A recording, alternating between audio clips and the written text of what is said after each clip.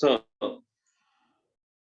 మనకి ఏ సప్లైస్ చేస్తే మనకి ఇన్పుట్ రాదు అని చెప్పేసానంటే ఏ సప్లైస్ చేస్తే ఇన్పుట్ రాదమ్మా? If you are doing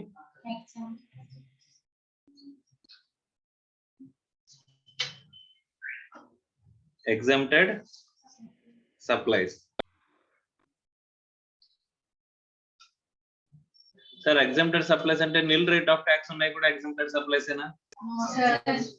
Nil rate of tax unnai kuda exempted supplies e. Zero rated veru, nil rated veru అని చెప్పేసాను, ప్రత్యేకంగా చెప్పానమ్మా. ఓకేనా? సో జీరో రేటెడ్ సప్లైస్ కి సంబంధించింది అయితే గనక zero rated supplies. Zero rated supplies అంటే ఏంటంటే మనకి ఎక్స్పోర్ట్, తర్వాత ఎస్సీజెడ్ లో ఉన్న developer or SEZ unit. So వీళ్ళకి సప్లై చేస్తే గనక మన సప్లైస్ గనక వీళ్ళకి చేస్తే వాటిని ఏమంటారమ్మా? Zero rated supplies. ఈ జీరో రేటెడ్ సప్లైస్ చేస్తే గనక మనకి ఏమవుతుంది? ఆ ఇన్పుట్ అనేది యూ కెన్ యూటిలైజ్. ఇన్పుట్ ని నువ్వేం చేయొచ్చమ్మా? వేరే దానికి అదర్ సప్లైస్ కి యూటిలైజ్ చేసుకోవచ్చు, లేదా రీఫండ్ అనేది తీసుకోవచ్చు అనుకున్నాం కదమ్మా? రైట్. సో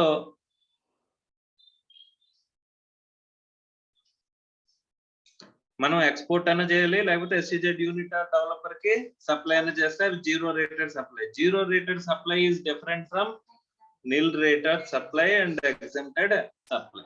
ఎగ్జెంప్టెడ్ సప్లైస్ లోకి ఏమొస్తుందమ్మా? నిల్ రేటెడ్ సప్లైస్ వస్తాయి. Okay, right. అలాగే నాన్ టాక్సబుల్ సప్లైస్ ఉంటాయి. ఏంటవి? Non taxable supplies. Non-taxable supplies will also come under exempted supplies. ఎందులోకి వస్తాయి?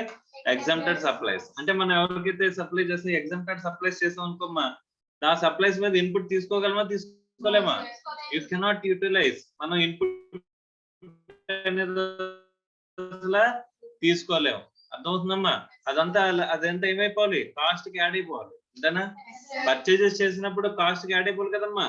మనం క్లెయిమ్ చేసుకోలేని ఇన్పుట్ ఉందంటే అది ఇందులో కలిసిపోతుంది అని చెప్పేసి చెప్పుకున్నాం, కాస్ట్ యాడ్ అయిపోతుంది అని చెప్పేసి మాట్లాడుకున్నాం కదమ్మా. రైట్. సో కాబట్టి ఇక్కడ ఎగ్జెంప్టెడ్ సప్లైస్ అని non taxable supplies, exempted supplies, nil rated supplies. అమ్మ నిల్ రేట్ అంటే 18% ఇలా రేట్లు ఏవైతే ఉన్నాయో నిల్ రేటెడ్ ట్యాక్స్ సప్లై ఉందంటే దాన్ని కూడా ఏమంటాడమ్మా? ఎగ్జెంప్టెడ్ సప్లైస్ లోకి తీసుకోమంటున్నాడు. అర్థమైందా? ఓన్లీ ఎక్సెప్షన్ ఏంటి మనకి? Zero rated supplies. Zero rated supplies తప్ప మనకి వేరే ఏది కూడా ఏం లేదమ్మా, ఎక్సెప్షన్ లేదు. Okay, right. మనం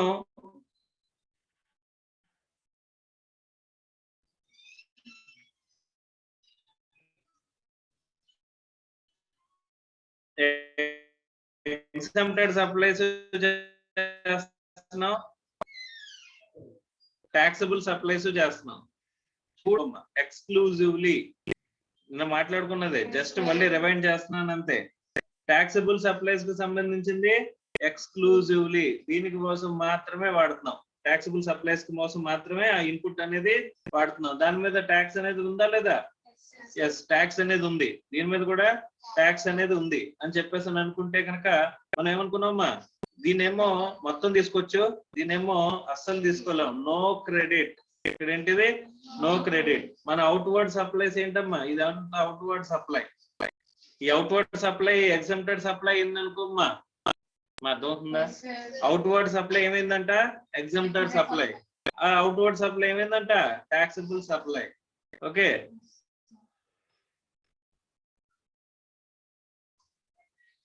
ఇప్పుడు దీని మీద నో క్రెడిట్, దీని మీద ఫుల్ క్రెడిట్. ఓకే, ఈ టాక్సబుల్ సప్లై ఆర్ ఇంకేమనొచ్చు నేను? జీరో రేటెడ్ సప్లై అనొచ్చమ్మా. Zero rated supplies. Yes or no? వీటికి కనుక ఎక్స్క్లూజివ్ గా వాడితే ఏం చేస్తారమ్మా ఫుల్ క్రెడిట్ మొత్తం క్రెడిట్ ఇచ్చేస్తారు. అదే ఇక్కడైతే నో క్రెడిట్ ఎక్స్క్లూజివ్ గా వాడితే కనుక. సపోజ్ ఈ రెండిటికి కలిపి నేను కామన్ ఇన్పుట్స్ ఉన్నాయంట. ఏమున్నాయమ్మా కామన్ ఇన్పుట్స్. ఈ కామన్ ఇన్పుట్స్ ఉంటే ఏమని చెప్పారమ్మా ప్రపోర్షనేట్ క్రెడిట్. ఏ క్రెడిట్ అన్నారమ్మా ప్రపోర్షనేట్ క్రెడిట్. ఈ ప్రపోర్షనేట్ క్రెడిట్ అంటే ఎలా వస్తుంది సార్ అని చెప్పేసానంటే అంటే టోటల్ సప్లైస్ లో టాక్సబుల్ సప్లైస్ పోర్షన్ తీసుకుంటాడమ్మా. అమ్మ మనం మీకు గుర్తుందో లేదో కానీ ఎస్సీజెడ్ కి ఎగ్జంప్షన్ గురించి ఇన్కమ్ ట్యాక్స్ లో ఒక విషయం మాట్లాడుకున్నాం, గుర్తుందా?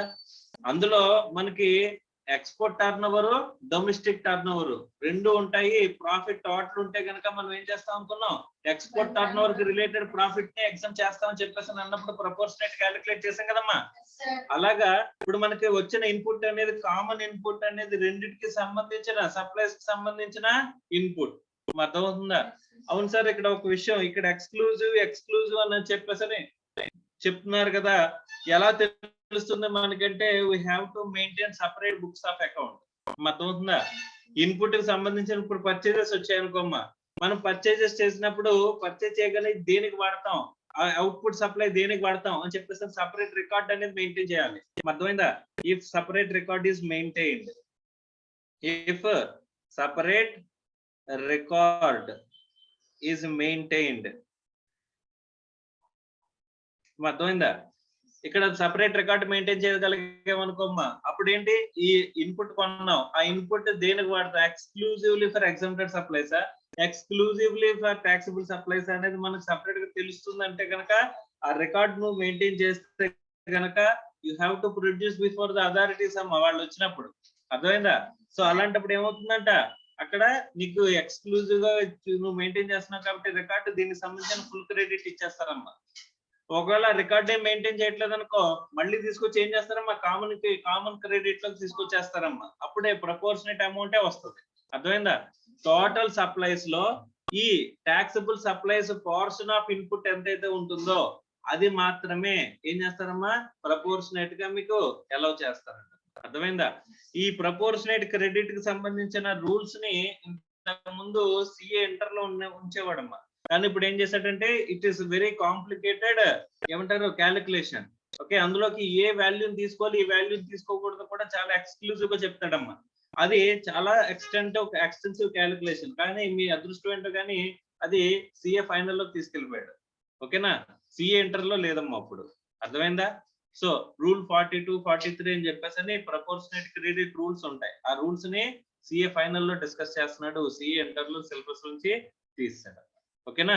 Is it clear or not? So ఇలా ప్రపోర్షనేట్ క్రెడిట్ ఉంటుంది అని చెప్పేసి తెలుసుకునేంత వరకే ఇప్పుడు మన బాధ్యత అమ్మా. సార్ ఎలా క్యాలిక్యులేట్ చేస్తాం ప్రపోర్షనేట్ క్రెడిట్ అపోర్షన్మెంట్ ఎలా చేస్తామని చెప్పేసి అంటే కనుక we will see it in final. అర్థమైందమ్మా? తర్వాత సార్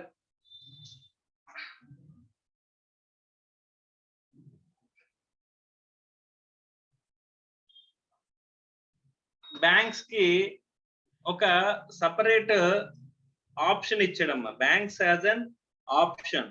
ఏంటది? Banks has an option. ఒక ఆప్షన్ ఉందంట. ఆప్షన్ ఏంటి? Either to maintain regular procedure. ఏంటది రెగ్యులర్ ప్రొసీజర్ అంటే ఏంటమ్మా?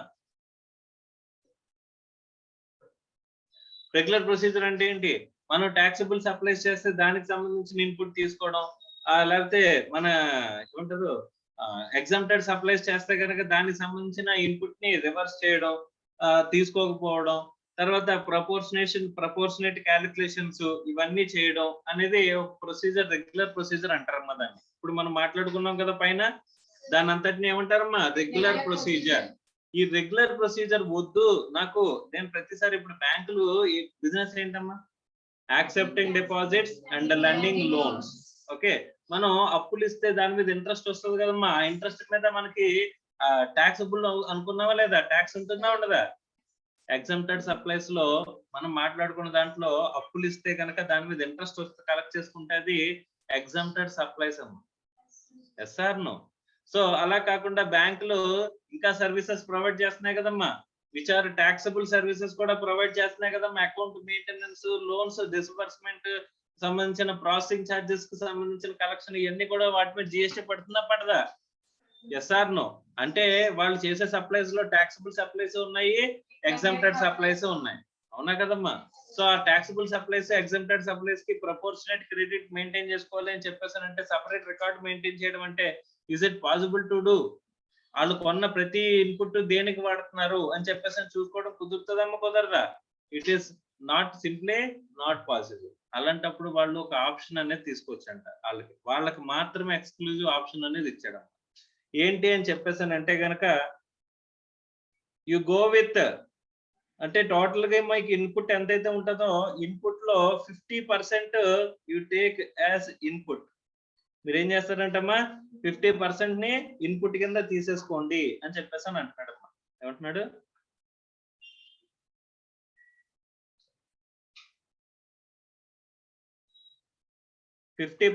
ని ఇన్పుట్ కింద తీసేసుకోండి డైరెక్ట్ గా, రిమైనింగ్ 50% ని అలాప్స్ చేసేయండి.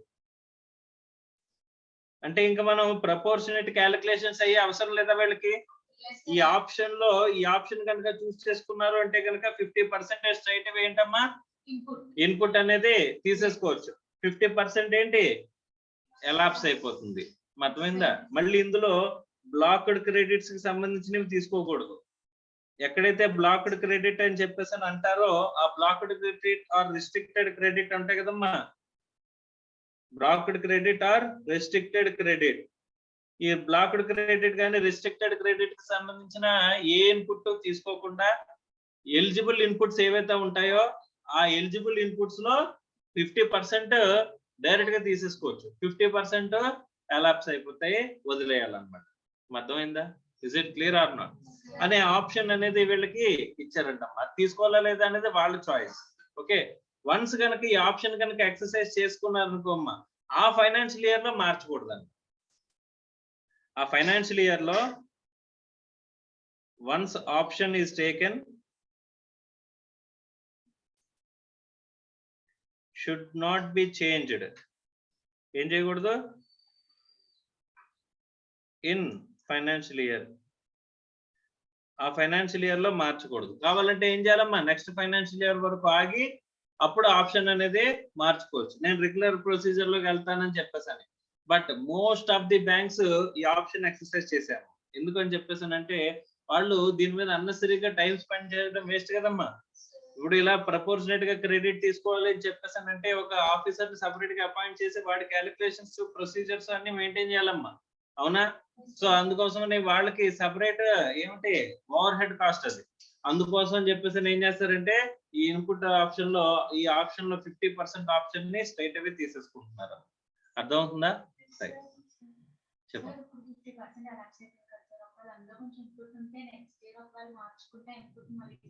లేదమ్మా, ఇయర్ మనం ఫైనలైజ్ చేసింది ఇయర్ 50% లో పోయినట్టు.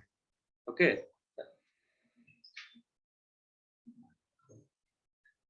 నెక్స్ట్ తర్వాత restricted credit or blocked credit. మనం కొన్ని ఐటమ్స్ స్పెసిఫిక్ గా ఇస్తాడంటమ్మా, ఐటమ్స్ మీద we cannot take input, వాటి మీద ఏం చేయలేమంటమ్మా, ఇన్పుట్ అనేది తీసుకోలేమంట అసలు. అర్థమవుతుందమ్మా? రైట్. ఆ ఇన్పుట్ ఎక్కడ తీసుకోలేవు ఏంటి అనేది మనకి స్పెసిఫిక్ గా కొన్ని ఐటమ్స్ ఇస్తాడంటే ఐటమ్స్ మీద మనం ఇన్పుట్ అనేది తీసుకోలేము అని చెప్పేసి క్లియర్ గా మెన్షన్ చేస్తున్నాడంట. అవేంటో ఒకసారి మనం చూద్దాం. అర్థమైందా?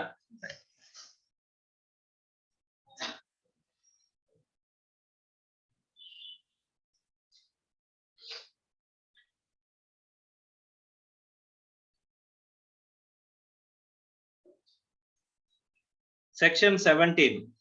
Section 17. Apportionment of credit and blocked credit. Okay, చూడండి. Subsection 1. Where the goods or services or both are used by the registered person partly for the purpose of any business and partly for the another purpose, the amount of credit shall be restricted to so much of the input tax as as is attributable to the purpose of his business, right? అమ్మా ఒకటి మనం business కి other supplies కి, ఒకటి business కి, రెండు ఇంకోటి ఏమంటున్నాడమ్మా any other purpose, రెండిటికే వాడుతున్నామంట. అలాంటప్పుడు దేనికోసం మాత్రమే వాడితే మనకి ఇన్పుట్ వస్తుంది. మనం ఆల్రెడీ మాట్లాడుకున్నాం ఫర్దరెన్స్ ఆఫ్ బిజినెస్ అని చెప్పేసి మనం మాట్లాడుకున్నాం. ఇప్పుడు నేను డీలర్నమ్మా, నేను ఒక ఎక్స్క్లూజివ్ డీలర్ని. నేను కొన్ని గూడ్స్ కొనుక్కున్నాను. ఆ గూడ్స్ దేనికి? నేను కన్జ్యూమ్ చేయడానికి, నేను పర్సనల్ గా కన్జ్యూమ్ చేయడానికి నేను కొనుక్కున్నానమ్మా. దాని మీద ఇన్పుట్ నేను యూటిలైజ్ చేసుకోవచ్చా? మరి ఆ గూడ్స్ తీసుకొచ్చి నేను మళ్ళీ ఇంకొకరికి ట్రేడ్ చేస్తున్నానంట, అప్పుడు ఎందుకంటే ఇప్పుడు ఇన్పుట్ అనేది తీసుకునేటప్పుడు ఖచ్చితంగా ఎలా ఉండాలమ్మా? ఫర్దరెన్స్ ఆఫ్ బిజినెస్ లా ఉండాలి, కానీ కన్సంప్షన్ జరిగేలాగా ఉండకూడదు. Okay, and exclusive relation between ఆ సప్లైస్ అనేవి కనిపించాలమ్మా. ఎక్స్క్లూజివ్ రిలేషన్ బిట్వీన్ సప్లైస్ అనేవి కనిపించాలి. అర్థమవుతుందా? Is it clear or not? So అందులో ఏది మాత్రమే తీసుకుంటానని చెప్పేసి చెప్తున్నాడమ్మా, బిజినెస్ కి సంబంధించిన ఇన్పుట్ మాత్రమే తీసుకుంటాము. ఎనీ అదర్ పర్పస్ కోసం మీరు ఉపయోగించిన వాటిని ఏం తీసుకోము, ఇన్పుట్ కింద తీసుకోవడానికి you are not eligible. Okay, next second restriction చూడండి. Where the goods or services or both are used by the registered person partly for affecting taxable supplies including zero rated supplies. Including అన్నాడు, చాలా జాగ్రత్తగా underline చేసుకోండి కావాలనుకుంటే. taxable supplies తో పాటుగా zero rated supplies ని మాట్లాడతాడు. ఇందాక మనం ఎగ్జాంపుల్ లో కూడా మాట్లాడుకున్నాం కదమ్మా, taxable supplies including zero rated supplies. Next, under this act or under the IGST act. తర్వాత partly for affecting exempted supplies under this acts, the amount of credit shall be restricted to so much of the input tax as is attributable to the set taxable supplies including zero rated supplies అంటున్నాడమ్మా. అంటే ఒక wear goods అనేవి మీరు రెండు చేస్తున్నారు. మీరు registered dealer గా ఏం చేస్తున్నారు? taxable supplies చేస్తున్నారు, including zero rated supply, taxable supplies including zero rated supply. అలాగే you are doing exempted supplies. Okay, ఇందులో దేనికి సంబంధించిన మాత్రమే ఇన్పుట్ తీసుకోగలరు అంటున్నాడమ్మా? Taxable supplies including zero rated supplies కి సంబంధించిన ఇన్పుట్ అనేది మీరు తీసుకోగలరు అని చెప్పేసి చెప్పాడమ్మా. ఎక్కడ? Subsection 2 of section 17. Next subsection 3 ఏం చెప్తున్నాడు చూడండి. The value of exempted supplies under subsection 2 shall be such as may be prescribed and shall include supplies on which the recipient is liable to pay tax on reverse charge basis, transactions in securities, sale of land subject to clause B of paragraph 5 of schedule 2, sale of building అని చెప్పేసి అంటున్నాడు. తర్వాత చూడండి, the value of exempted supply under subsection 2 shall be such as may be prescribed and shall include supplies on which recipient is liable to pay tax on reverse charge basis and transaction in securities, sale of land and subject to clause 5 of para 5 of the schedule 2 and sale of building అని చెప్పేసి అంటాడు. ఏంటిది? ఇక్కడ దీనికి సంబంధించినవి ఏంటైతే ఉంటాయో, suppose మనం tax అనేది మనం కట్టట్లేదంట, రివర్స్ ఛార్జ్ బేసిస్ లో అవతల కట్టేస్తున్నాడంట. రివర్స్ ఛార్జ్ బేసిస్ లో ఎవరు కడుతున్నారమ్మా? అవతల పర్సన్ కడుతున్నాడు అంట. ఒకటి reverse charge recipient is liable to pay tax అన్నాడు కదమ్మా, అది. తర్వాత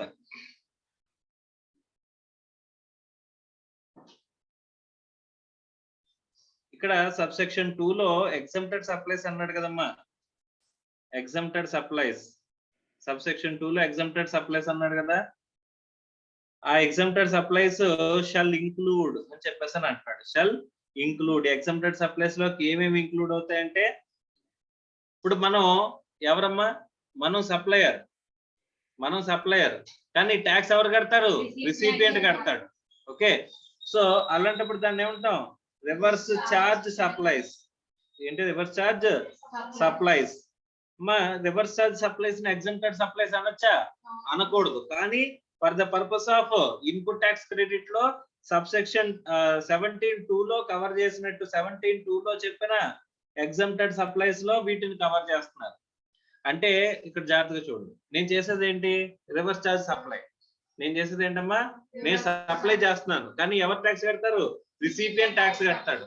మరి నేను తీసుకున్న ఇన్పుట్ ఏం చేయాలి? నాకు ఆల్రెడీ ఇప్పుడు మీకు సర్వీసెస్, మీకు సర్వీస్ ప్రొవైడ్ చేస్తున్నాను. నేను సర్వీస్ ప్రొవైడర్, మీరెవరు? Service recipient.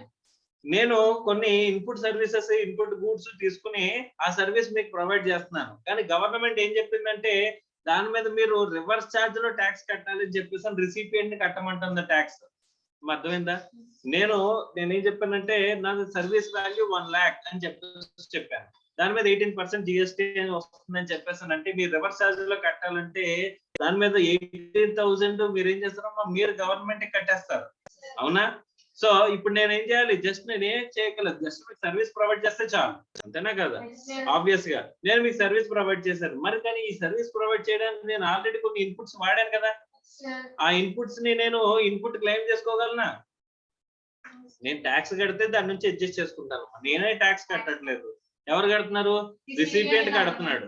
కాబట్టి నేను తీసుకున్న ఇన్పుట్స్, నా దగ్గర ఉన్న ఇన్పుట్స్ అన్ని ఏమైపోతాయంట? ఎలాప్స్ అయిపోతాయి. ఏమైపోతాయి? ఎలాప్స్ అయిపోతాయి. ఎలాప్స్ అవ్వాలి అని చెప్పేసానంటే ఏం అవ్వాలి? నేను చేసిన సప్లై ఏమై ఉండాలి? 17(2) లో చెప్పిన ఎగ్జామ్టెడ్ సప్లై అయ్యి ఉండాలా లేదమ్మా? Sir no. ఆ 17(2) లో చెప్పిన ఎగ్జామ్టెడ్ సప్లై కింద ట్రీట్ చేస్తాం. ఎగ్జామ్టెడ్ సప్లైస్ లోకి ఈ రివర్స్ ఛార్జ్ సప్లైస్ ఏం చేస్తామా? ఇంక్లూడ్ చేస్తాం అని చెప్పేసి చెప్తున్నాడు. అర్థమైందా? Is it clear or not? Shall we move forward? తర్వాత tax liable to pay on tax on reverse charge basis. తర్వాత ట్రాన్సాక్షన్స్. ఏ ట్రాన్సాక్షన్స్ గురించి మాట్లాడుతున్నాడమ్మా? Transactions in securities, sale of land subject to clause B of paragraph 5 of schedule 2, sale of building అని చెప్పేసి అంటున్నాడు. ఇక్కడ ఏమంటున్నాడు? Sale of securities. అమ్మ sale of securities, sale of land, sale of land, ఈ రెండు కూడా మనకి ఏంటి? Exempted supplies. ఎందుకంటే ఈ ల్యాండ్ అనేది ఎందులోకి వస్తుంది? ఇమ్మూవబుల్ ప్రాపర్టీస్ లోకి వస్తుంది. అర్థమైందమ్మా? ఈ సేల్ ఆఫ్ సెక్యూరిటీస్ ని కూడా దేని కింద తీసుకోమంటున్నాడమ్మా? ట్రాన్సాక్షన్ ఇన్ సెక్యూరిటీస్ ని కూడా ఎగ్జామ్టెడ్ సప్లైస్ లో తీసుకోమంటున్నాడు. ఇది కాకుండా ఇంకొక పాయింట్ గురించి మాట్లాడుతున్నాడు. Subject to clause B of paragraph 5 of the schedule 2 లో sale of building. Sale of building ని డైరెక్ట్ గా చెప్పట్లేదు. ఏమంటున్నాడు? సేల్ ఆఫ్ బిల్డింగ్ ని డైరెక్ట్ గా చెప్పకుండా మనకి ఈ paragraph 5 of clause B of paragraph 5 of the schedule 2 అని చెప్పేసి అంటున్నాడు. అంటే ఇక్కడ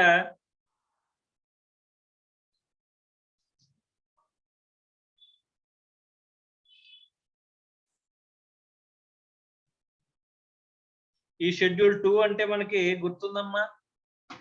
షెడ్యూల్ 2. షెడ్యూల్ 1 ఏమో కన్సిడరేషన్ లేకపోతే, షెడ్యూల్ 2 ఏమో గూడ్స్, సప్లై ఆఫ్ గూడ్స్ అయితేనే, సప్లై ఆఫ్ సర్వీస్ అయితే. సో అవి చెప్పేటప్పుడు ఆ షెడ్యూల్ 2 లో క్లాస్ B లో పారా 5 లో చెప్పేది ఏంటి అంటే కనుక, ఒకవేళ మీరు కంప్లీషన్ సర్టిఫికేట్ తీసేసుకున్న తర్వాత కనుక మీరు సేల్ చేస్తున్నట్లయితే అప్పుడు ఆ బిల్డింగ్ ని దాని మీద ట్యాక్సబుల్ అవుతుందా? అది ఇమ్మూవబుల్ నేచర్ లోకి మారిపోతుంది. దాని మీద ఏం కట్టాల్సిన అవసరం లేదన్నారు, GST కట్టాల్సిన అవసరం లేదని చెప్పేసి అని అన్నారు కదమ్మా. సో అలా కట్టాల్సిన అవసరం లేని బిల్డింగ్స్ ఏవైతే ఉంటాయో వాటిని ఏ సప్లైస్ కింద తీసుకోమంటున్నాడమ్మా? ఎగ్జామ్టెడ్ సప్లైస్ కింద తీసుకోమంటున్నాడు. అర్థమైందా? Is it clear or not? అదే ముందుగానే అడ్వాన్స్ తీసుకోవడం కానీ, ముందుగానే మనం సేల్ చేసేయడం కానీ, కంప్లీషన్ సర్టిఫికేట్ రావడానికి ముందుగానే సేల్ చేసేస్తే they are liable for GST అని చెప్పేసి మాట్లాడుకున్నాం కదమ్మా. Yes or no? Right. So అలా సేల్ ఆఫ్ బిల్డింగ్ ఇక్కడ subject to para 5 clause B of schedule 2 అని చెప్పేసి చెప్పినవి. అర్థమవుతుందా? Is it clear or not? So exempted supplies అంటే తెలుసు. ఎగ్జామ్టెడ్ సప్లైస్ లో nil rated supplies is also మనకి ఏమంటాడు? Exempted supplies. ఓకే, అది కాకుండా నాన్ టాక్సిబుల్ సప్లైస్ కూడా exempted supplies. Non taxable supplies అంటే ఏమొస్తాయి? ఇక్కడ రివర్స్ ఛార్జ్ బేసిస్ లో అవతల రిసిపియంట్ ట్యాక్స్ కట్టాలి, కానీ నేను సప్లై చేస్తున్నాను అనుకుంటే రిసిపియంట్ ట్యాక్స్ కడతాడు. కాబట్టి నాకున్న ఇన్పుట్స్ అన్ని కూడా ఏమవుతాయమ్మా? కలాప్స్ అయిపోతాయి. విచ్ ఇంక్లూడ్స్ అని అన్నాడు కాబట్టి. అర్థమైందా? రైట్. తర్వాత ఇంకా sale of securities, sale of land, తర్వాత sale of building subject to clause B para 5 of schedule 2. అర్థమైందా? అక్కడ ఏమొస్తుంది, కంప్లీషన్ సర్టిఫికేట్ గురించి మాట్లాడతారు. ఇదన్నీ మనం చెప్పుకున్నాయి కదమ్మా. Next, for the purpose of subsection the expression value of exempted supply shall not include value of activities or transactions specified in schedule 3 except those specified in para 5 of the said schedule అని చెప్పేసి అని అంటున్నాడు. మన schedule 3 అంటే ఏంటి? Negative list. ఆ negative list ఇందులోకి cover అవ్వలేదు అని చెప్పేసి అని చెప్తున్నాడు. ఓకేనా? రైట్.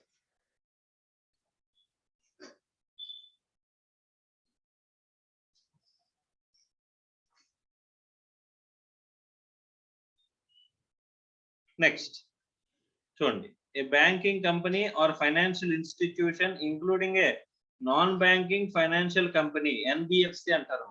ఏమంటారు? ఎన్బిఎఫ్సి. అదే బ్యాంక్స్ ఆర్ ఎన్బిఎఫ్సిస్. ఇందాక బ్యాంక్స్ అన్నాను కదా, బ్యాంక్స్ ఆర్ ఎన్బిఎఫ్సిస్. ఈ ఎన్బిఎఫ్సి కూడా ఏంటంట, engaged in supply of services by way of accepting deposits and extending loans or advances. అంటే ఏ బిజినెస్ అమ్మదాన్ని? Banking business. Banks or NBFCs having banking business. మా బ్యాంకింగ్ అంటే ఏంటి? Accepting deposits and lending loans. అదే కదా వాళ్ళ బిజినెస్. దాన్ని మనం బ్యాంకింగ్ బిజినెస్ అనుకుందామా?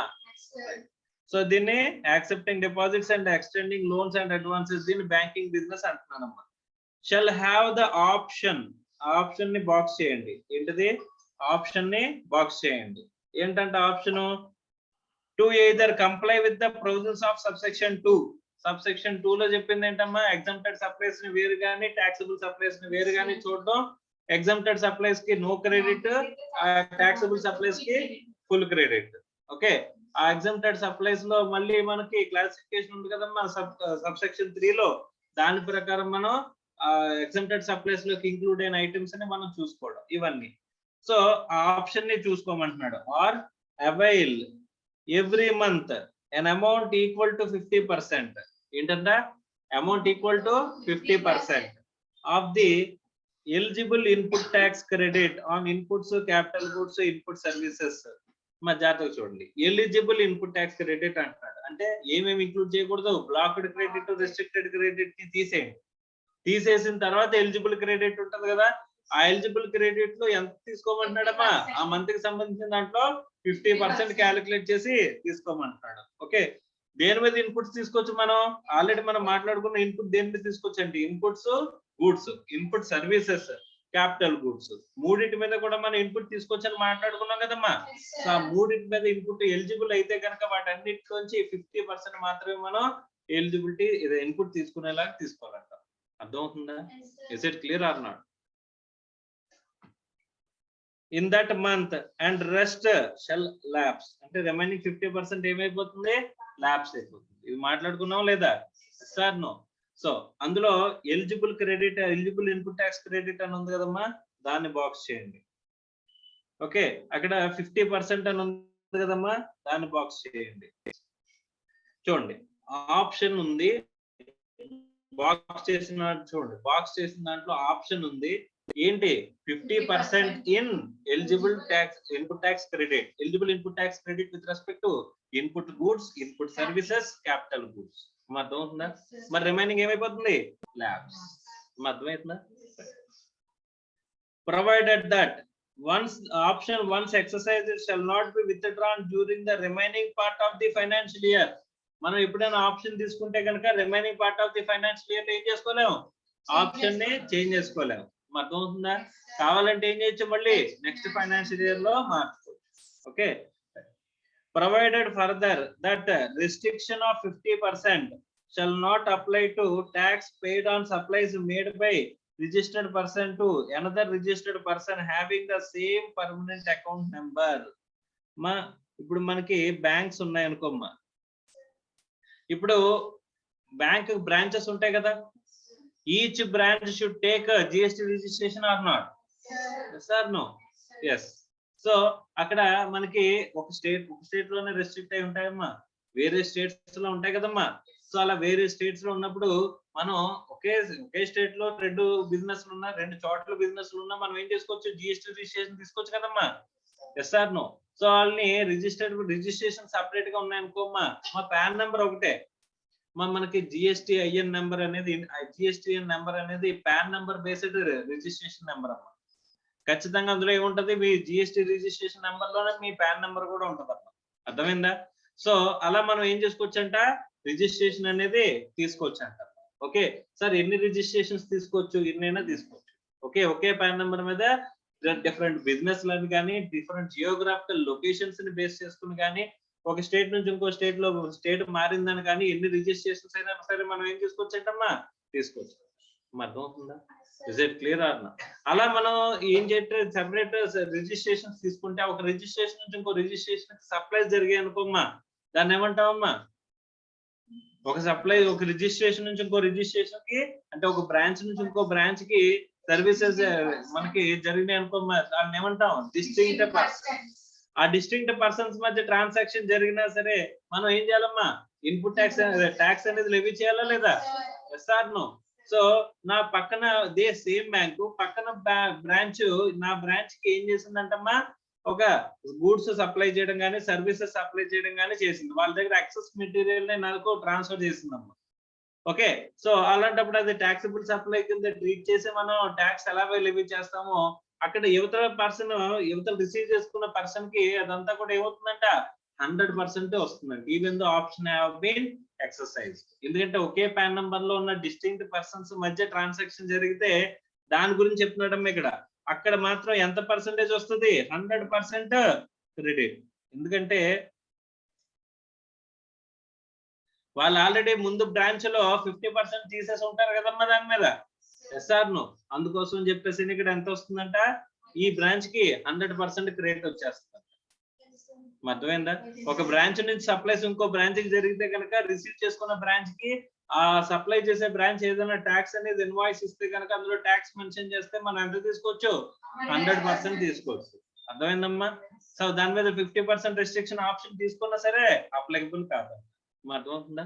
So banking or financial institutions సంబంధించింది 2 పాయింట్లు గుర్తుపెట్టుకోవాలి.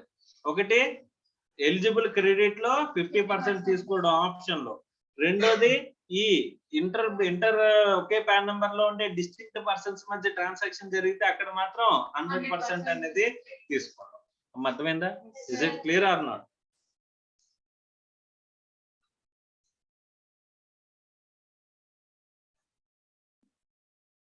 Next, 17(5).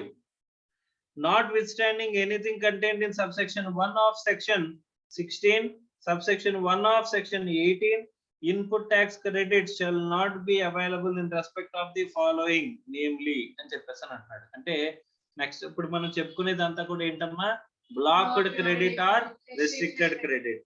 అంటే 17 subsection 5 దేని గురించి మాట్లాడుతుందమ్మా, బ్లాక్డ్ క్రెడిట్ గురించి మాట్లాడుతుంది. Blocked credit are restricted credit. ఇక్కడ చెప్పే ఎన్ని ఐటమ్స్ మీద మనకేంటి, క్రెడిట్ అనేది రాదు అని చెప్పేసి చెప్తున్నాడు. అర్థమైందా? చూడండి, motor vehicles for transportation of persons having approved seating capacity of not more than ఎంత 13 persons including the driver, except when they are used for making the following taxable supplies. ఈ more than 13 passengers కనుక including driver, అంటే driver తీసేస్తే 12 capacity.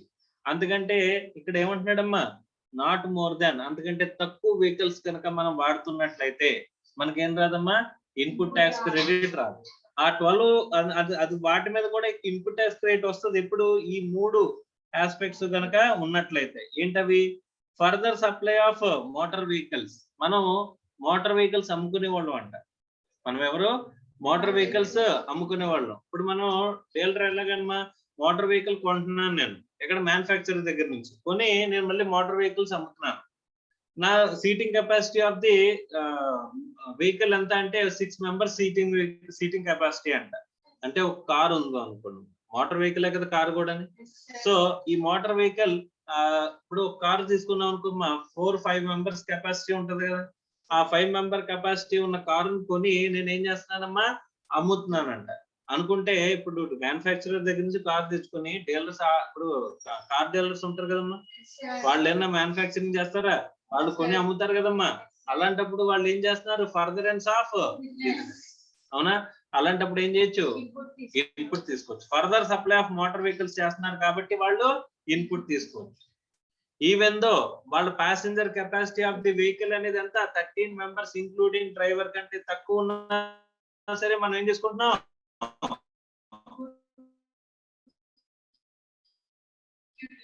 Input అనేది తీసుకుంటున్నాం. ఎందుకు, మనం అమ్ముకుంటున్నాం కాబట్టి. ట్రాన్స్పోర్టేషన్ ఆఫ్ ప్యాసింజర్స్ అంటే ఏంటి సార్, అంటే మనం కార్ని కొన్ని ట్రావెల్స్ నడుపుతున్నాం అంట, వెహికల్ ని కొన్నా. సో అప్పుడు కూడా మనకి ఏమొస్తుందంట, ఇన్పుట్ అనేది వస్తుంది. ఎందుకు, మనం చేసే సప్లై టాక్సబుల్ సప్లై అండ్ దాన్ని యూజ్ చేసుకుని చేస్తున్నాం కాబట్టి. ఓకేనా, రైట్. మోటార్ వెహికల్స్ మీద ఇన్పుట్ రావాలంటే ఇప్పటి వరకు మనం చూసినట్లు మనం 2 ఆస్పెక్ట్స్ చేయాలి. ఏంటవి, ఒకటి మళ్ళీ మోటార్ వెహికల్స్ అమ్మడం, రెండోది ట్రాన్స్పోర్టేషన్ ఆఫ్ ప్యాసింజర్స్ కి యూజ్ చేయడం. ఓకే అమ్మా, ఇక్కడ సపరేట్ చార్జ్ అంటూ ఉండాలి. ఓకే సార్, నా ఎంప్లాయీస్ తిప్పుతున్నాను సార్, నేను నా ఎంప్లాయీస్ తిప్పడానికి నేను కార్లు కొన్నాను సార్ అని చెప్పేసి అంటే ఇన్పుట్ తీసుకొచ్చా. Next, imparting training on driving such motor vehicles అంటే ఏంటి, డ్రైవింగ్ స్కూల్స్. ఏంటవి, డ్రైవింగ్ స్కూల్స్. ఓకే, సో ఇప్పుడు మోటార్ వెహికల్ కొన్నారమ్మా, మీరు కొంటే అది 13% ప్యాసింజర్స్, 13% మెంబర్స్ ఇంక్లూడింగ్ డ్రైవర్ కంటే తక్కువ ఉన్నాయి అంటే కనుక వాటి మీద ఇన్పుట్ తీసుకోగలరా, తీసుకోగలరా? వాటి మీద ఇన్పుట్ తీసుకోగలరా, తీసుకోలేరమ్మా? జనరల్ గా తీసుకోలేరు. అది restricted credit or blocked credit. కానీ లేకపోతే transportation of passengers for separate charge and తర్వాత ఏంటంటున్నాడు, డ్రైవింగ్ స్కూల్స్. ఈ 3 సిచ్యువేషన్స్ లోనే దీనికి ఎక్సెప్షన్. ఈ 3 కాకపోతే, నేను నా ఆఫీస్ అవసరాల కోసం నేను కారు కొనుక్కున్నానమ్మా, దాని మీద ఇన్పుట్ తీసుకొచ్చాను, నేను తీసుకొచ్చా లేదా? No, I cannot take the input tax. అర్థమవుతుందా? Is it clear or not? Shall we move forward? So అదే 13 మెంబర్స్ ప్యాసింజర్స్ కంటే పెద్ద వెహికల్స్ నేను తీసుకున్నాను, అప్పుడు ఇన్పుట్ తీసుకున్నాను. అర్థమైందా? ఓకే, నా ఎంప్లాయీస్ ని నేను తిప్పడానికి ఒక బస్ తీసుకున్నానమ్మా with seating capacity of 50% including driver, అప్పుడు తీసుకోవచ్చు. అర్థమవుతుందమ్మా? Right.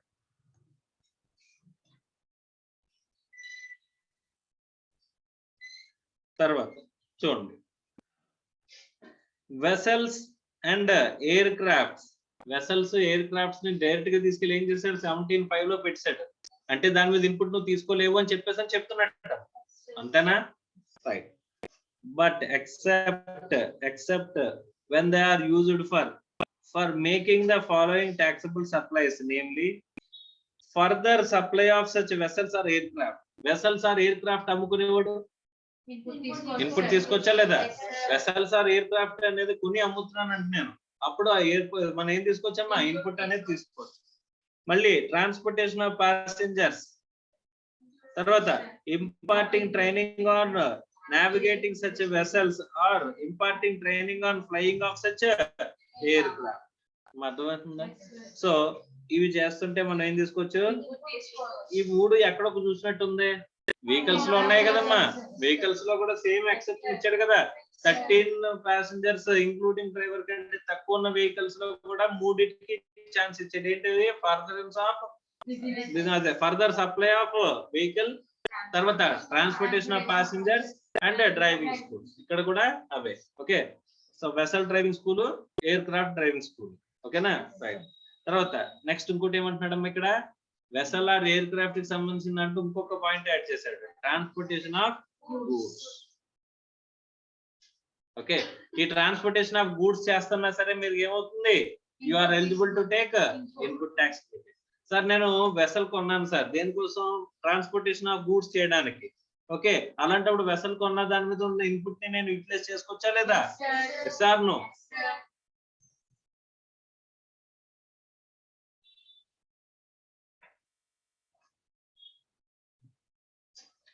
Next, services of general insurance, servicing, repairs, and maintenance insofar as they relate to motor vehicles, vessels, or aircraft referred to in clause A or clause AA. Clause A lo gani clause AA lo gani cheppina motor vehicles, vessels, aircrafts దానికి సంబంధించిన ఏ insurance అంట? General insurance. Services of general insurance, servicing, repairs, and maintenance insofar as they relate to motor vehicles, vessels, aircraft. వీటికి సంబంధించిన ఇప్పుడు motor vehicles, air craft, vessels వీటి మీద input మనకు వస్తుందా? ఇవి కొంటే అమ్మ మోటార్ వెహికల్స్ అంటే ఏంటి? 13 ప్యాసింజర్స్ కంటే తక్కువ ఉన్న మోటార్ వెహికల్స్ మీద ఇన్పుట్ మనకు వస్తుందా? ఆ వెహికల్స్ మీద ఇన్పుట్ రానప్పుడు మోటార్ వెహికల్స్ మీద, వెసల్స్ మీద, ఎయిర్ క్రాఫ్ట్ మీద ఇన్సూరెన్స్ చేయించామంట. ఇన్సూరెన్స్ చేస్తారా? వెహికల్ కి ఇన్సూరెన్స్ చేస్తారమ్మా? ఆ ఇన్సూరెన్స్ మీద ఉన్న ఇన్పుట్ తీసుకోవచ్చా? ఇన్సూరెన్స్ ఇప్పుడు ఇన్సూరెన్స్ వేరు, వెహికల్ వేరు కదా. వెహికల్ కొన్నప్పుడు ఇన్పుట్ వస్తుంది, ఆ వెహికల్ కొన్నప్పుడు ఇన్పుట్ ని మనం యూటిలైజ్ చేసుకోలేము. ఓకేనా? రైట్. దాని మీద ఇప్పుడు వెహికల్ కి ఇన్సూరెన్స్ చేయించాలంటే ఆ ఇన్సూరెన్స్ మీద ఇన్పుట్ తీసుకోవచ్చా అంటే no, you cannot take input on such. Insurance మీద వచ్చే ఇది తీసుకోవద్దు. Insurance, servicing, repairs and maintenance వాటి మీద కూడా మనం ఏం చేసుకోవాలంట? ఇన్పుట్ తీసుకోవాలి. Provided that input tax credit in respect of such services shall be available where the motor vehicles or vessels or aircraft referred to in clause A or clause AA are used for the purpose of specified therein అంటే మనం వేరే వాళ్ళకి అమ్మడానికి కానీ, లేకపోతే transportation of passengers కానీ, తర్వాత driving school కానీ, తర్వాత మన దాని ఏమంటారమ్మా ట్రాన్స్పోర్టేషన్ ఆఫ్ గూడ్స్ కానీ, సో దానికి వాడితే కనుక తీసుకొచ్చి అంటారు. Where received by taxable person engaged in the manufacture of such motor vehicles, vessels or aircraft. అంటే ఏం చేస్తాడమ్మా? మ్యానుఫ్యాక్చరింగ్ ఆఫ్ మ్యానుఫ్యాక్చరర్ అనుకోమ్మా, అప్పుడు కూడా ఏం చేసుకోవచ్చు వాడు? తీసుకోవచ్చు. In supply of general insurance services in respect of such motor vehicles, vessels or aircraft insured by him. వాడే ఇన్సూరెన్స్ తీసుకున్నాడు అనుకోమ్మా, వాడేంటి? ట్రేడర్ సారీ మ్యానుఫ్యాక్చరర్ ఇన్సూరెన్స్ తీసుకున్నాడు అనుకోమ్మా, అప్పుడు ఏమొస్తుందంట? ఇన్పుట్ అనేది వస్తుందంట. Okay, next.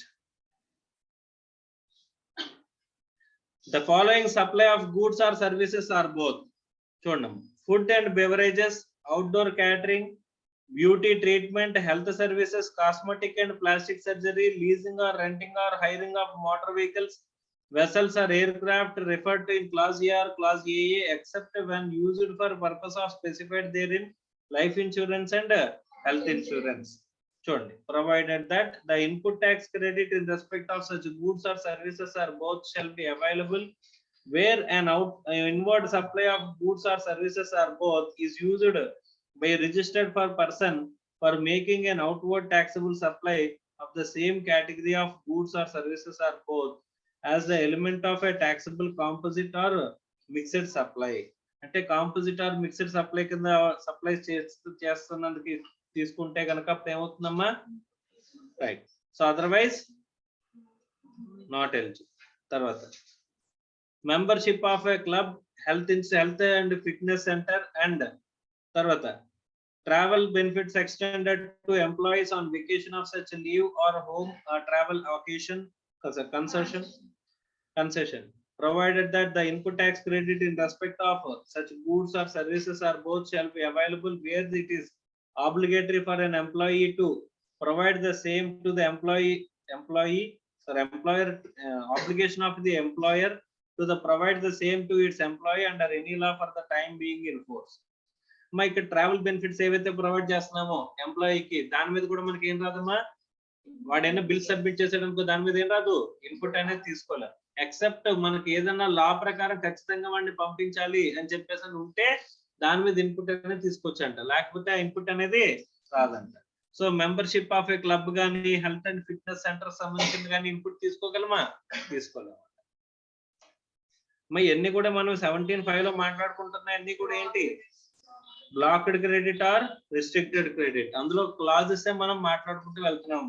Next clause C, works contract services when supplied for construction of a immovable property other than a plant and machinery except where it is an input service for the supply of works contract service.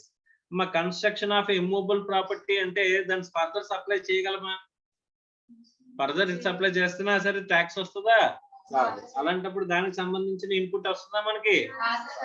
తర్వాత goods or services are both received by a taxable person for construction of an immovable property, okay, other than plant and machinery on his own account, including wherein such goods or services are both are used for the course or furtherance of business అని చెప్పేసి అంటున్నాడు. ఇక్కడ goods or services are both received by a taxable person for construction of an immovable property అంటే immovable property ని construct చేయడానికి వాడి own purpose కోసం అవ్వచ్చు, ఫర్దరెన్స్ ఆఫ్ బిజినెస్ గురించి అవ్వచ్చు, దేని గురించి అయినా సంబంధించిన ఇన్పుట్ తీసుకోగలడా అంటే సపోజ్ ఇప్పుడు ఈ బిల్డింగ్ కడుతున్నానమ్మా నేను, ఎందుకు నేను ఇక్కడ బిజినెస్ చేసుకోవడానికి. ఈ బిల్డింగ్ మెటీరియల్స్ లో నాకు జిఎస్టీ ఉంటుంది కదమ్మా, ఇన్పుట్ ఉంటుంది కదా, అది నేను తీసుకోగలనా అని చెప్పేసానంటే ఏమంటున్నాడమ్మా, ఎందుకు కన్స్ట్రక్షన్ ఆఫ్ ఇమ్మూవబుల్ ప్రాపర్టీకి సంబంధించిన సర్వీస్ దానికి సంబంధించింది అయితే కనుక you cannot take input. Okay, ఇప్పుడు సిమెంట్ ఐరన్ కొంటున్నావా, దాని మీద జిఎస్టీ ఉంటుందా ఉండదా? ఆ ఇన్పుట్ తీసుకోగలనా? ఈ బిల్డింగ్ కట్టి నేను ఈ బిజినెస్ కు వాడుతున్నాను, అయినా సరే ఇమ్మూవబుల్ ప్రాపర్టీని కన్స్ట్రక్ట్ చేసినందుకు ఇందులో సర్వీసెస్ ఉంటది. ఇప్పుడు నాకు ఈ కన్స్ట్రక్షన్ సర్వీస్ ప్రొవైడ్ చేసిన వాడు కాంట్రాక్ట్ ఇచ్చాను అనుకోమ్మా, వాడు 18% జిఎస్టీ చార్జ్ చేస్తాడు చేయడా? సర్వీసెస్ ప్రొవైడ్ చేస్తున్నందుకు, కన్స్ట్రక్షన్ సర్వీస్ ప్రొవైడ్ చేస్తున్నందుకు ఆ ఇన్పుట్ నేను తీసుకోగలనా తీసుకోలేనా? ఎందుకు ఇమ్మూవబుల్ ప్రాపర్టీ కన్స్ట్రక్ట్ చేస్తున్నాను కాబట్టి ఈవెన్ దో ఈ బిల్డింగ్ ని నేను ఫర్దరెన్స్ ఆఫ్ బిజినెస్ కి వాడుతున్నా, నేను లేకపోతే ఇప్పుడు నేను ప్రిమిసెస్ పెట్టుకుని నేను బిజినెస్ చేస్తున్నాను కదమ్మా, దానికి వాడుతున్నా, నా ఓన్ కన్సంప్షన్ అయినా లేకపోతే సర్వీసెస్ ప్రొవైడ్ చేయడానికైనా సరే మనం ఏం చేయలేమంట, ఇన్పుట్ అనేది తీసుకోలేము. అర్థమవుతుందమ్మా? ఈ ఇమ్మూవబుల్ ప్రాపర్టీ కన్స్ట్రక్ట్ చేసే మెటీరియల్స్ లో కానీ సర్వీసెస్ లో కానీ నాకు ఏదైనా ఇన్పుట్ ఉంటే కనుక ఆ ఇన్పుట్ ఏం చేయలేం, క్లెయిమ్ చేయలేం. ఏం చేయాలి? యాడ్ బ్యాక్ చేయాలి. ఏం చేయాలి? బిల్డింగ్ కాస్ట్ కి యాడ్ బ్యాక్ చేయాలి. ఎక్సెప్ట్ ప్లాంట్ అండ్ మిషనరీ అని చెప్పేసి అంటున్నాడు. Plant and machinery permanency nature లో ఉంటే కనుక అప్పుడు మనం ఏం తీసుకోవచ్చు, ఇన్పుట్ అనేది తీసుకోవచ్చు. అర్థం అవుతుందా? తర్వాత for the purpose of class C and class D the expression construction includes reconstruction, renovation, additionals, alterations or repairs to the extent of capitalisation to set immovable property అని చెప్పేసి అంటున్నాడు. అమ్మ ఇప్పుడు నేను ఈ కన్స్ట్రక్షన్ ని మార్చి నేను ఏం చేశానంటే లోపల ఇంకా కొంచెం మార్చి ఇంటీరియర్ అది చేస్తున్నానంటమ్మా. ఓకే, లోపల ఇంటీరియర్ ఎక్స్టీరియర్ మారుస్తున్నానంటే ఇదే బిల్డింగ్ కి, దాంట్లో కూడా సప్లైస్ ఉంటాయి కదమ్మా. ఇప్పుడు లోపల టైల్స్ వేస్తున్నాను, టైల్స్ మీద నాకు జిఎస్టీ ఇన్వాయిస్ రేస్ చేస్తే జిఎస్టీ ఉంటుంది కదా, ఆ జిఎస్టీ ఇన్పుట్ తీసుకోగలనా, జిఎస్టీ ఇన్పుట్ తీసుకోగలనా తీసుకోలేనా? తీసుకోలేనంట. అర్థమైందా? రైట్. సో అది రీకన్స్ట్రక్షన్ అవ్వచ్చు, లేకపోతే రెనోవేషన్ అవ్వచ్చు, ఎడిషన్స్ ఆర్ ఆల్టరేషన్స్ అవ్వచ్చు. ఈ ఇమ్మూవబుల్ ప్రాపర్టీకి మనం చేస్తుంటే కనుక దాని మీద ఏమి తీసుకోలేమంట, అసలు ఏ ఇన్పుట్ మనం తీసుకోలేము. దాని అంతటిని ఏం చేసుకోవాలి, అసెట్ కాస్ట్ కి యాడ్ చేసుకోవాలి. అర్థమైందా? Is it clear or not? ఎందుకు ఎక్కడ restricted credit or blocked credit లో చెప్పాడు కాబట్టి. ఓకేనా? Goods or services are both on which tax is paid under section 10. Section 10 అంటే కాంపోజిషన్. గుర్తుందమ్మా? కాంపోజిషన్ లో మనం ట్యాక్స్ కడుతున్నాం అనుకోమ్మా, దానికి సంబంధించిన మనం కడుతుంది రెగ్యులర్ లో కాదు, మనం కాంపోజిషన్ లెవెల్ లో ట్యాక్స్ కడుతున్నాం. మనం ఇన్పుట్ మనం ఆ సప్లై చేయడానికి మనం గూడ్స్ కొన్నామమ్మా, ఆ గూడ్స్ కొంటే దాంట్లో ఇన్పుట్ ఉంది, ఆ ఇన్పుట్ ని యూటిలైజ్ చేసుకోగలనా? For the payment of composition tax payment కి నేను ఇన్పుట్ యూటిలైజ్ చేసుకోగలనా? ఆ ఇన్పుట్ లెక్కలన్నీ తీసుకోలేకే కదమ్మా కాంపోజిషన్ తీసుకుంది. కాంపోజిషన్ లో స్పెసిఫిక్ 1% 2% మనం కడదామని చెప్పి డిసైడ్ అయింది. ఎందుకు? ఈ ఇన్పుట్ లెడ్జర్స్, ఇన్పుట్ మ్యాచింగ్ ఇవన్నీ చూసుకోలేకే కదమ్మా, మ్యాచింగ్ కాన్సెప్ట్ లో ఇవన్నీ ఫాలో అవ్వలేకే కదా. Goods or services are both received by a non-resident taxable person except goods imported by him.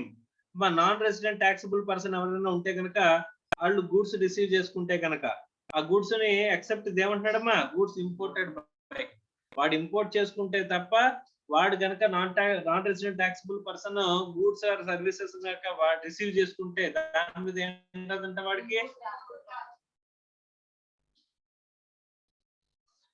తర్వాత goods or services or both used for personal consumption. Personal consumption కి వాడితే మనకి input వస్తుందా, చెప్పుకున్నాం కదమ్మా, ఓన్లీ ఫర్దరెన్స్ ఆఫ్ బిజినెస్. తర్వాత goods lost to stolen, destroy, return of or disposed of by the way of gift are free samples.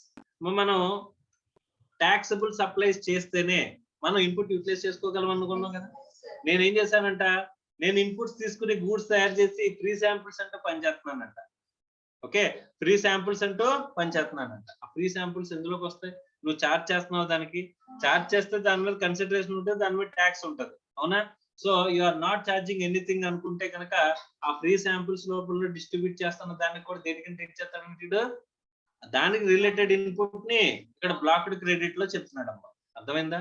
Is it clear or not? Any tax paid in accordance with the provisions of section 74, 129 and 130 అని చెప్పేసి అంటున్నాడు. General గా 74 అంటే ఏంటంటే వాడంతటా వాడు levy చేసి మన చేత ట్యాక్స్ కట్టించినవి ఉంటాయి కదమ్మా. ఓకే, ఇవన్నీ కూడా మీరు ఇంకా ఫైనల్లో చూస్తారు. ఓకే చెప్పమ్మా.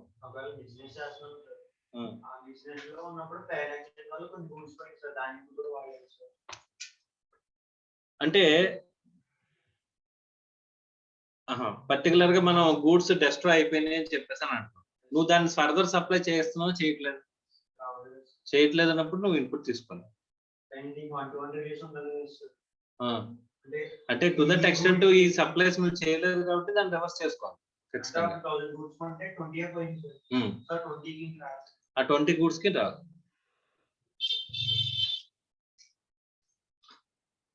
నెక్స్ట్,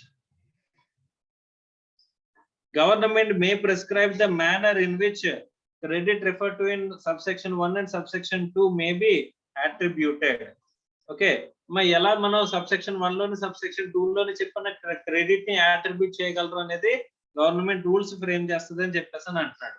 ఓకే రైట్, అంటే మనం మాట్లాడుకున్నాం కదా అపోర్షన్మెంట్ ఆఫ్ క్రెడిట్ రూల్స్ అని చెప్పేసి అని. For the purpose of this chapter and chapter 6, the expression plant and machinery means apparatus, equipment and machinery fixed to earth by foundation or structural support that are used for making outward supplies of goods or services or both, and includes such foundation and structural support but excludes land or building or any other civil structures, telecommunication towers, pipelines laid outside the factory premises.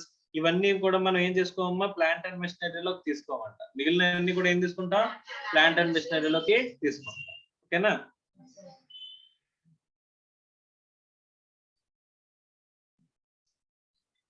Right, next, claim of credit by banking company or financial institution. మనకి banking company or financial institution option అనేది ఇచ్చిందని చెప్పేసి మనం మాట్లాడుకున్నాం కదమ్మా. అది దానికి సంబంధించిన అదేంటి యాక్ట్ లో చెప్పారు సెక్షన్, దానికి సంబంధించిన క్యాలిక్యులేషన్ ప్రొసీజర్స్ అవి కూడా ఎక్కడ చెప్తారమ్మా, రూల్ 38 లో చెప్తారట. ఓకేనా? రైట్,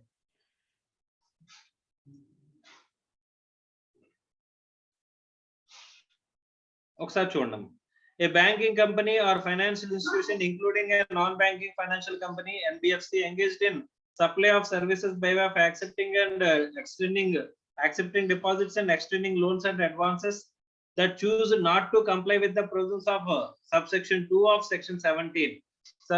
Subsection 2 of section 17 అంటే మన credit utilisation method, regular procedure, దాన్ని ఏమంటా రెగ్యులర్ ప్రొసీజర్. అది ఫాలో అవ్వకూడదు అని అనుకుంటే కనుక, in accordance with the option permitted under subsection 4 of that section, already 17(4) లో మాట్లాడుకున్నాం కదమ్మా. ఆప్షన్ బ్లాక్డ్ క్రెడిట్ కి ముందు సెక్షన్ అంటే బ్యాంకింగ్ గురించి, shall follow the following procedure. Procedure ఉన్నదంట, ప్రొసీజర్ ఫాలో అవ్వాలంట. చూడండి, the said company or institution shall not avail credit of the tax paid on inputs and input services that are used for non-business purpose. Non business purpose కోసం వాడిని మనం input తీసుకోగలమా? So ఇక్కడ కూడా same banking business restricted credit 50% అనేది ఇస్తున్నా సరే అందులో ఈ రిస్ట్రిక్టెడ్ క్రెడిట్ బ్లాక్డ్ క్రెడిట్ ఉండకూడదు అనుకున్నాం కదా. అలాగే దాంట్లో ఏముండకూడదమ్మా, నాన్ బిజినెస్ సంబంధించిన ట్రాన్సాక్షన్ సంబంధించిన క్రెడిట్ కూడా ఉండకూడదు. ఓకే, తీసేద్దాం. Credit attributable to supplies specified in subsection 5 of section 17. ఇదేంటిది? Restricted credit. అర్థమైందా? ఈ రెస్ట్రిక్టెడ్ క్రెడిట్ కి సంబంధించిన సప్లైస్ కూడా ఉండకూడదు. ఒకటి నాన్ బిజినెస్ సంబంధించింది ఉండకూడదు, రెండోది రెస్ట్రిక్టెడ్ క్రెడిట్ సంబంధించిన ఇన్పుట్ అనేది ఉండకూడదు. ఇందులో 50% ఐటమ్ లో అసలు మనం total eligible input tax credit box చేసామా? ఎలిజిబుల్ ఇన్పుట్ ట్యాక్స్ క్రెడిట్ లో ఏం రాదు, నాన్ బిజినెస్ కి సంబంధించిన సప్లైస్ రాదు, రెస్ట్రిక్టెడ్ సప్లైస్ కి సంబంధించిన రాదు. అంటే మనం ఈ ఎలిజిబుల్ క్రెడిట్ క్యాలిక్యులేట్ చేసేటప్పుడు ఇవన్నీ కూడా ఏం చేయాలి? ఎక్స్క్లూడ్ చేసేయాలి. తీసేసి మిగిలిన ఇన్పుట్ ఎలిజిబుల్ క్రెడిట్ మీద 50% తీసుకోవాలి. అర్థమవుతుందా? Is it clear or not? The said company or institution shall avail the credit of tax paid on inputs and input services referred to the second proviso and the subsection 4 of section 17 and not covered under clause A. Ma clause A lo cover avakunda subsection 2 lo second proviso to subsection 4 of section 17 comply chestu unna dan meeda em cheyachanta 50% of the remaining amount full of input tax shall be input tax credit admissible to the company or the institution shall be furnished in GSTR 2. GSTR 2 lo manam em anukunnam, మన GSTR 1 లో మన liability చెల్లిస్తాం అనుకున్నాం కదా. GSTR 2 file చేసేటప్పుడు మనం ఏంటి, banking business financial institution అనుకుంటే కనుక వాళ్ళకి ఏముంటుంది, ఈ 50% ఆప్షన్ అనేది ఇన్పుట్ ట్యాక్స్ క్రెడిట్ అని GSTR 2 లో రిఫ్లెక్ట్ చేయాలన్నాడు. GSTR 2 అనేది ఆటో పాపులేటెడ్ కదమ్మా. మనం కనుక ఆ ఆప్షన్ సెలెక్ట్ చేసాం అనుకో, అందులో ఇవి ineligible credits used for non business purpose అని చెప్పి స్టిక్ పెట్టామనుకో తీసేస్తుంది. తీసేసిన తర్వాత ఇప్పుడు మనకు వచ్చిన ఇన్పుట్స్ అన్ని లిస్ట్ అవుట్ చేస్తుందమ్మా, ఆ పక్కన ఆప్షన్స్ ఇస్తుంది. సో ఇది are you eligible to take this input అని చెప్పేసాను. No, it is used for non business purpose కోసం యూజ్ చేసాం కానీ లేకపోతే ఇది రెస్ట్రిక్టెడ్ క్రెడిట్ అని కానీ మనం సెలెక్ట్ చేసాం అనుకో, అది ఆప్షన్ అవన్నీ తీసేస్తుందమ్మా. తీసేసిన తర్వాత మిగిలింది ఉంటది కదా, ఆ మిగిలిన దాంట్లో ఆప్షన్ 50% అని చెప్పి స్టిక్ చేసాం అనుకోమ్మా, అప్పుడు ఏమవుతుంది, 50% ఇన్పుట్ ఎలిజిబుల్ గా ఉంటుందమ్మా. అర్థమవుతుందా? The amount referred to in clause B and clause C shall subject to provisions of 41, 42, 43 be credited to the electronic credit ledger of the said company or institution. మనం GSTR 2 file చేయగానే అది automatic ఎక్కడికి వెళ్ళిపోతుందమ్మా, 50% credit ledgers ఉన్నాయి కదమ్మా మనకి. ఆ ledgers లో input tax credit ledger లో ఆ 50% ఎలిజిబుల్ క్రెడిట్ లో ఉన్న 50% ఇన్పుట్ ట్యాక్స్ క్రెడిట్ లెడ్జర్ లోకి వెళ్ళిపోతుంది. అర్థమైందా? సో ఇప్పుడు మనకి లయబిలిటీ లెడ్జర్ లో టోటల్ గా అవుట్పుట్ సప్లైస్ అన్ని వచ్చేస్తాయి మనకి.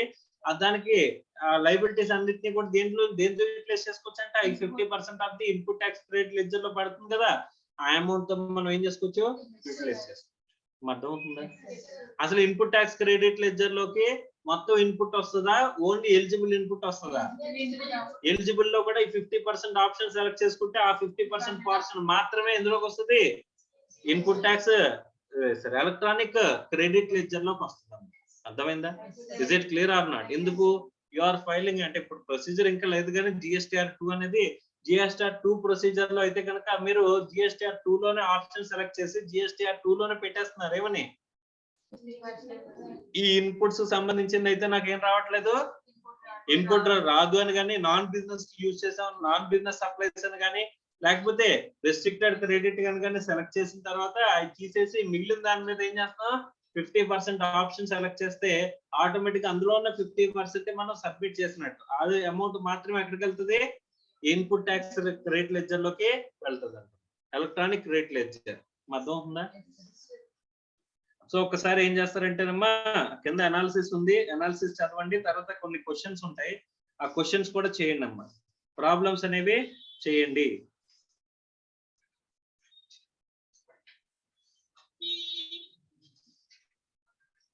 Illustrations are very much important అమ్మా. ఇందులో నుంచి డైరెక్ట్ గా క్వశ్చన్స్ వచ్చేస్తుంటే ఒక్కోసారి ఎగ్జామ్ లో. అర్థం ఉందా? అందుకోసం అని చెప్పేసి ఇక్కడ కనిపించిన ప్రతి ఇల్లస్ట్రేషన్ చేసి అందులో ఉన్న డౌట్స్ ఉంటే కనుక ఏం చేయాలి, అడగాలి.